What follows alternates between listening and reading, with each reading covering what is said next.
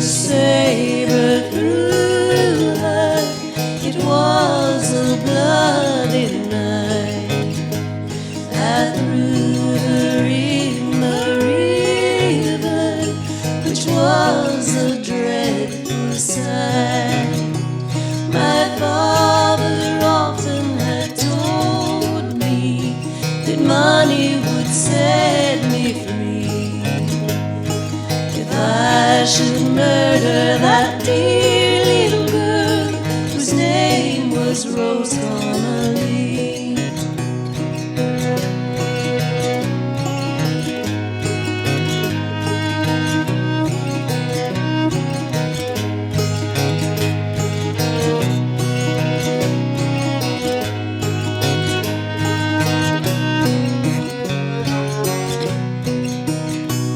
My father sits at his cabin door, wiping his tear-dimmed eyes.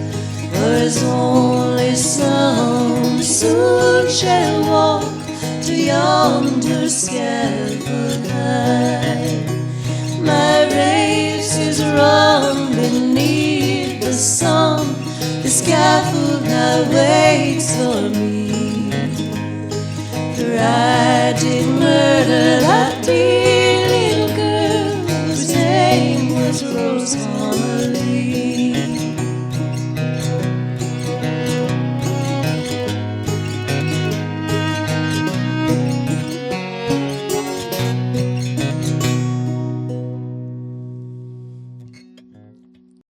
Good evening, everybody, and welcome to The Raw Show. I'm your host for tonight, Carissa Pignatelli, and tonight we've got a special guest, the Brokeneck Girls.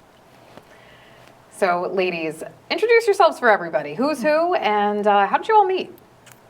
Well, I'm Eve Blackwater, and I started this project originally with Jeannie. We met at an open mic, and then ended up actually starting this project at an open mic when we noticed how many women get killed in open mic songs. Wow. And we were the only people in the room that were a little bit horrified by that. And then we met when we were both working at this awful bar in the village, and at that point, I was kind of out. I was kind of on the outs with music, and Eve kind of inspired me to get back into it. She said, "I've got this great murder ballad project," and how could I resist? It's murder. And we saw each other and just had this like, we're gonna be friends. And we just knew moment. instantly we were going to be friends. Yeah. It seems like you guys have gotten like a really big connection out of it with music as well as friendship. Yeah, definitely. It was the best when the three of us played together, though. The first time we ever played, we had like one rehearsal. I think we only had one rehearsal altogether. We had more gigs and rehearsals at one point. Yeah.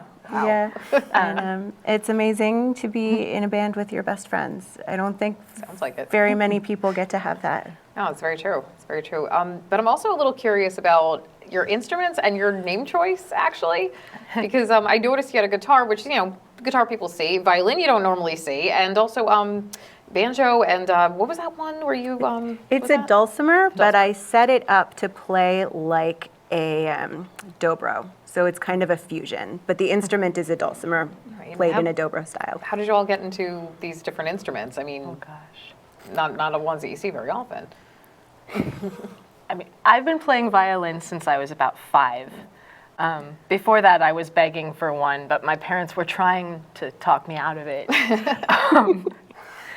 But yeah, it turns out violin, once you start playing it, if you really love it, it's almost impossible to quit. Yeah. I think that, at least for me, like I played what was in the house. And my mom played the dulcimer and the guitar, so I had them around. Right. And yeah.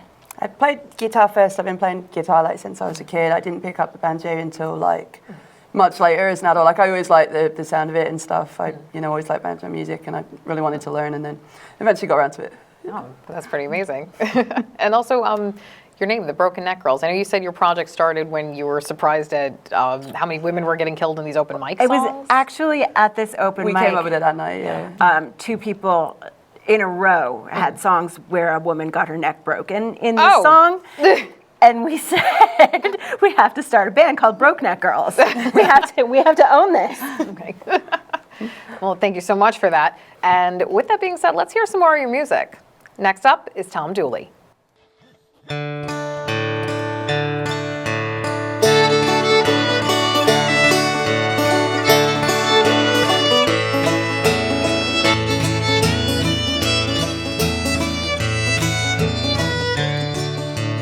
Hang down your head, Tom Dooley. Hang down your head and cry. Hang down your head, Tom Dooley. Poor boy, you're bound to die. Murder, oh murder. Call for the law. I'm your star witness. Guess what I saw? Tom Dooley was my lover. He loved my cousin too. The Civil War was over and there wasn't much to do. He courted Laura Foster. He loved her more than me, and still he left her stabbed and dead, tied to a white oak tree. Murder, oh murder. Call for the law. I'm your star witness. Guess what I saw?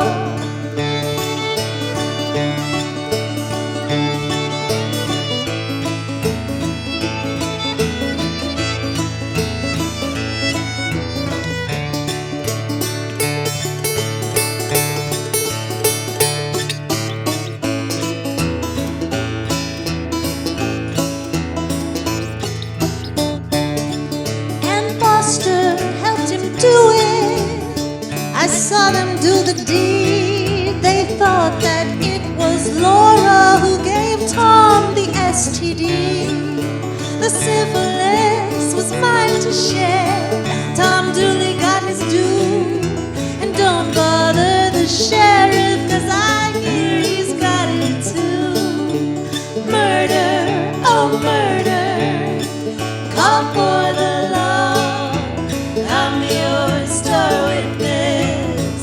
Guess what I saw?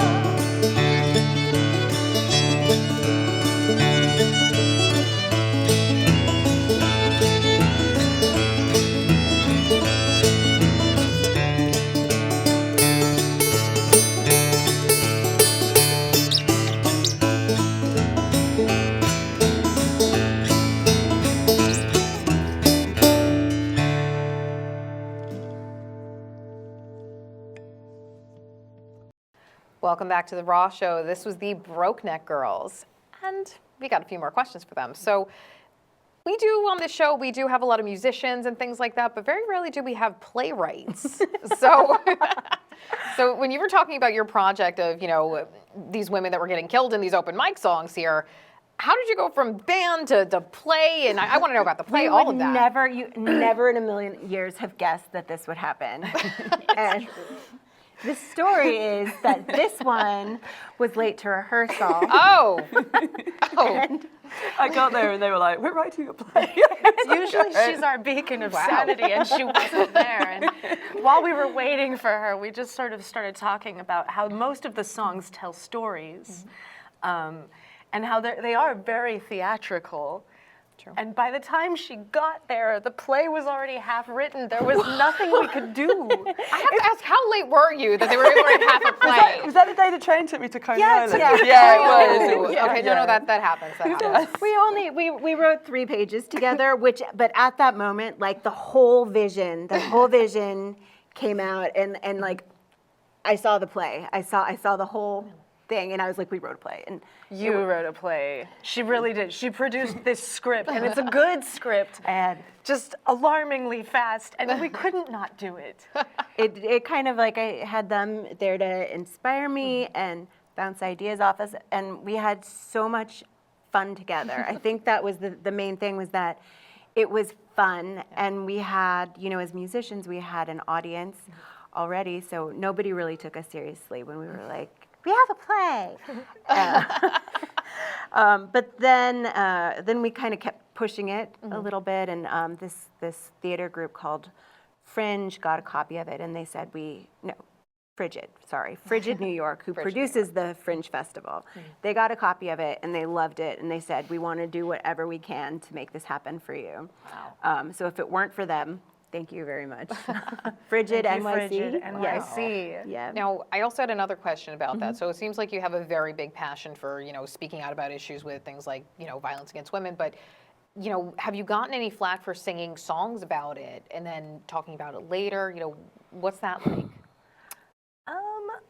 I remember once, just once, we had this gentleman who we love dearly come up and say, "You're so talented. Why don't you sing pretty love songs?" But at that point, we had just sung maybe 8 or 9 songs about horrible murders. And I don't even remember the clever comeback that I said. I'm sure it was great.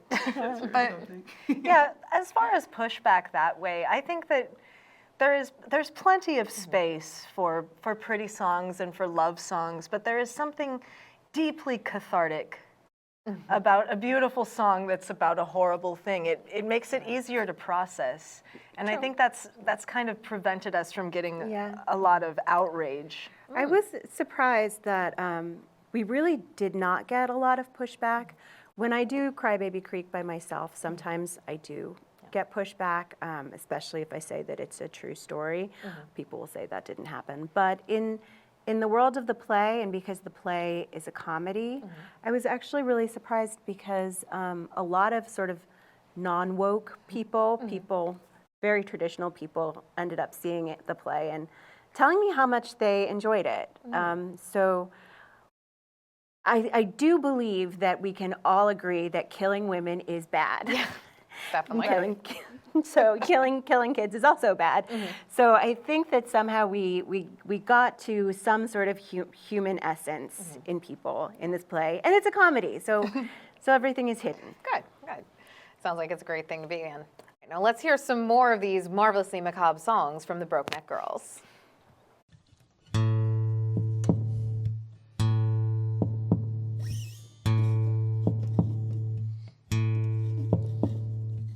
Down the road where the pine trees grow,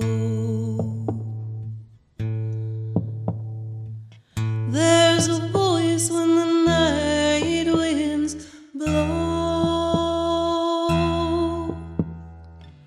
By the water where mud meets sand, fingerprints left by a child's hand.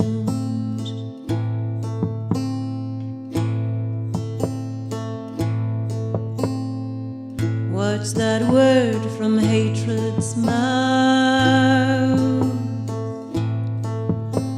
Stinging like a whip deep down south. Ghosts in the trees never grow old, wail at night on Adam's Mill Road.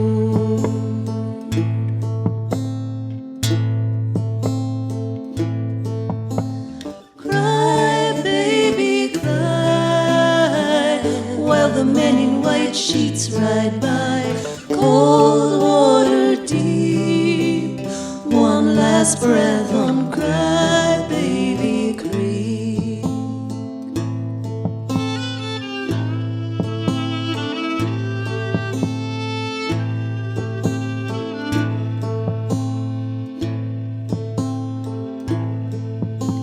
Smoke and embers, the cross burnt bright. Dangerous things go down at night. Light-skinned evidence, history, shame, fathered by seed, but not by name.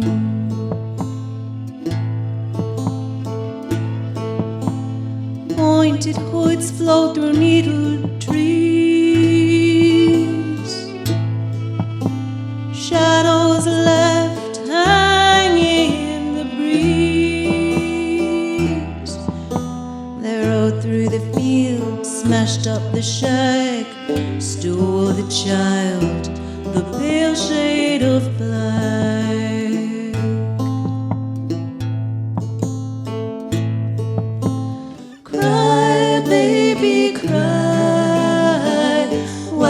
lying in white sheets right by cold water deep. One last breath on Crybaby Creek. One last breath on Crybaby Creek.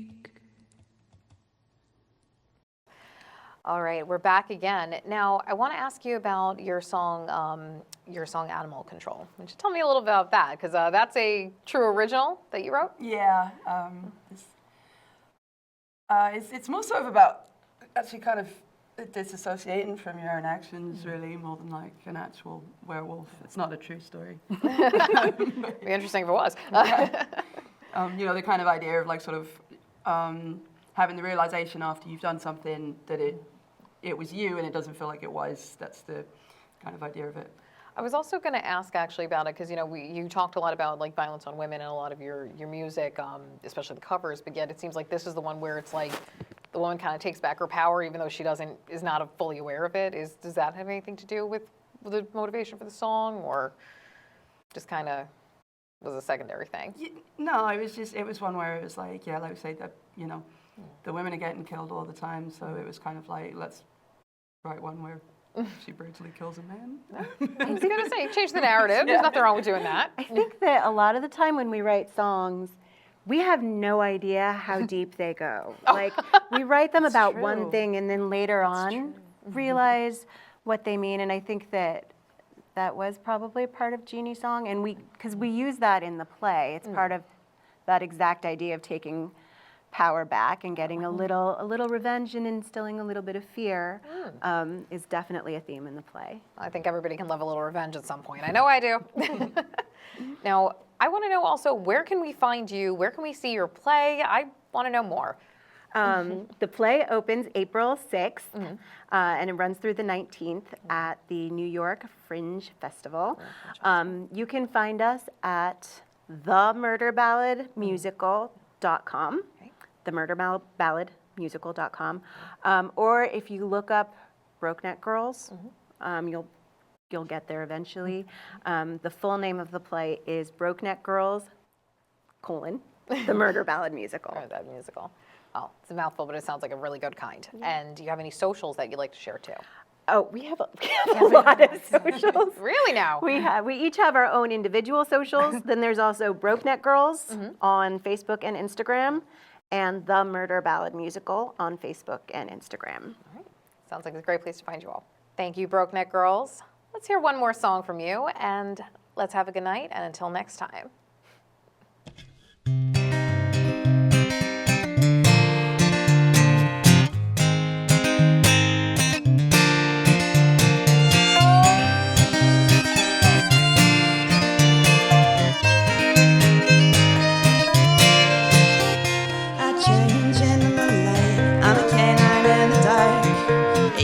Is my ocean, I roll me like a shark. In the morning I'm invisible, a normal looking girl. When I committed murder, they called animal control. Animal control, animal control. No sign of a detective, that boy got rusted soul.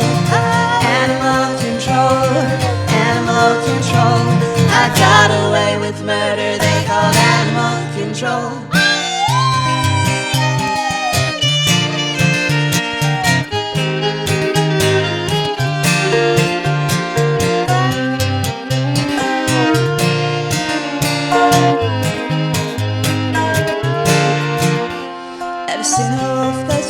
She'll tear you right apart. When the sun went down, I tracked and found that boy that broke my heart.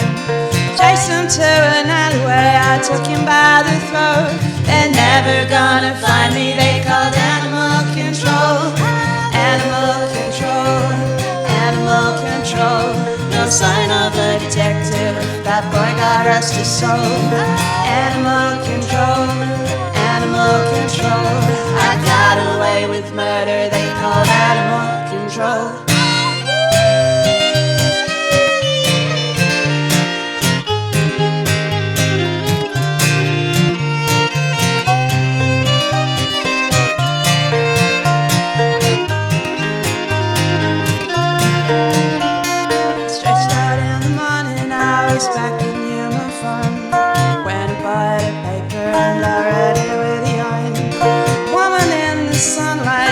first thing that I see.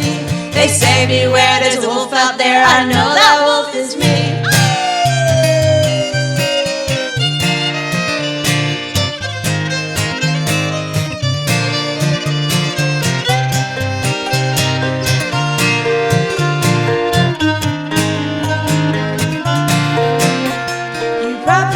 Story, but you didn't hear it all.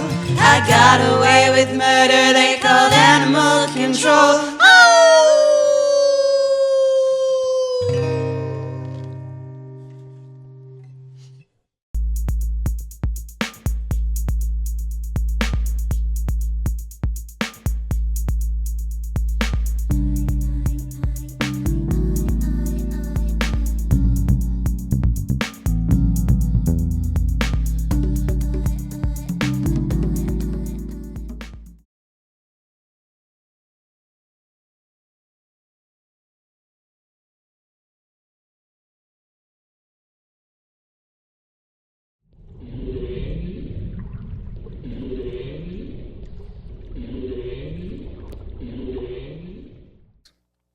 Hi everyone, my name's Kimber Eberly. And my name is Carissa Pignatelli. And you just heard the sounds of the North Atlantic right whale. Did you know there's only 366 of these whales left and only 77 of them are females? And they could potentially be extinct by 2050.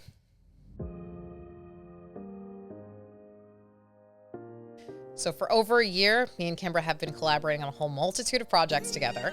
And one day I decided to bring my Spirograph kit over. Yeah, and at the time, there was on the news about the polar bears losing their habitat. And all of a sudden, a light bulb went off. Yes. And we said, what would happen if we incorporated Chris's spirographing And her painting. and my paintings? And this is what happened.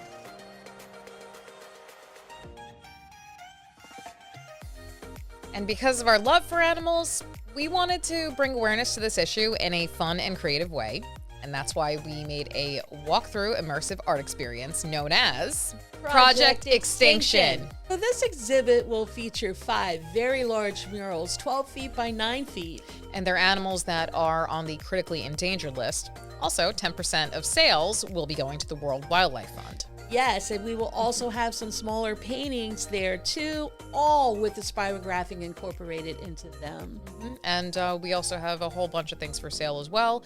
So you have many ways to donate. Oh, and we have a table that you'll be Yes. able to sit down and put your own spin on spirographing. So it's truly interactive. Yes.